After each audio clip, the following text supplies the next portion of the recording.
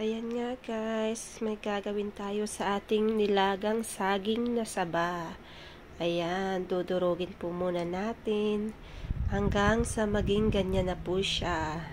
Ayan, durog-durog lang po gamit ang tinidor or anything na meron po kayo sa bahay nyo na pandurog po ng saging. Dahil malambot lang naman po siya, kaya po ng tinidor. Kaya, ayan, tinidor lang po ang gamit ko. At ayan, haluan po natin ng cornstarch. Isang cup po ng cornstarch. And then, ayan nga po, ang ginawa ko, nilagay ko lang po yung cornstarch. Then, yung all-purpose flour. Ayan nga po, nilagyan ko din po yan ng 2 cups of all-purpose flour. And then, nilagyan ko din po yan ng 1 large egg. Ayan po. At nilagyan ko din pala yan ng sugar, white sugar, and water. Yan, mix-mix lang po yan. Kinamay ko na po siya, pero nakagloves naman po. Para po mamix siya ng maigi.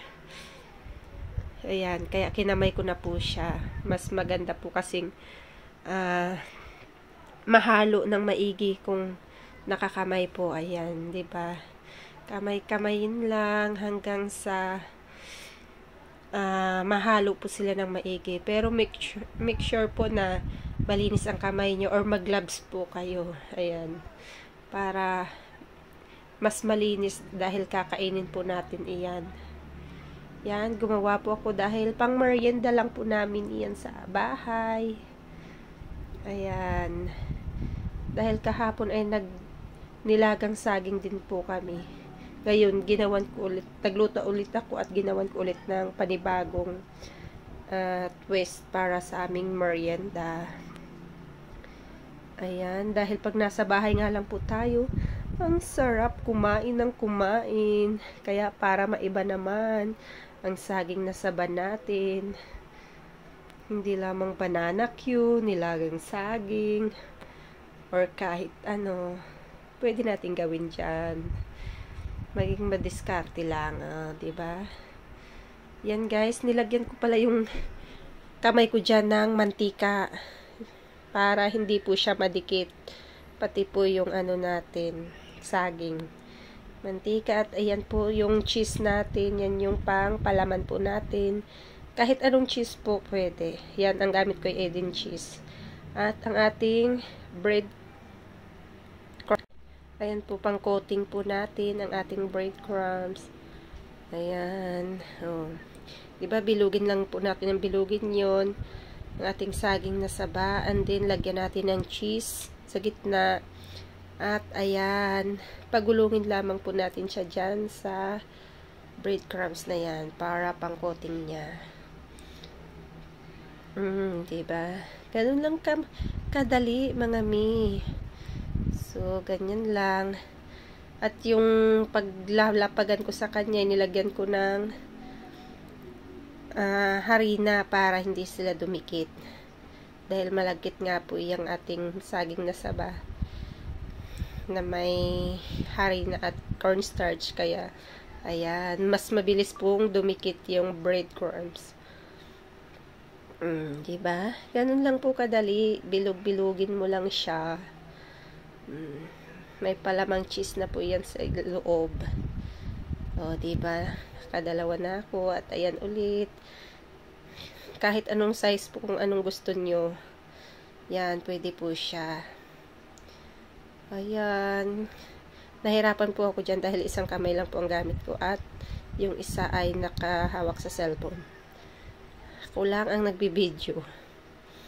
At ayan na nga po ang ating finished product. Pwede na pong iluto. Ayan. Tinadtad ko na po ng breadcrumbs dahil gusto ko po siya. O, diba mga mi? Prito na lang ang kulang dyan. O, yan lamang po ang aking nagawa.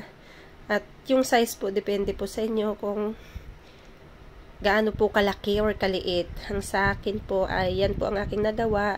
May maliit, may malaki dahil pang merienda lamang po namin iyan sa bahay. Ayan. Diba mga mi? Simple lang.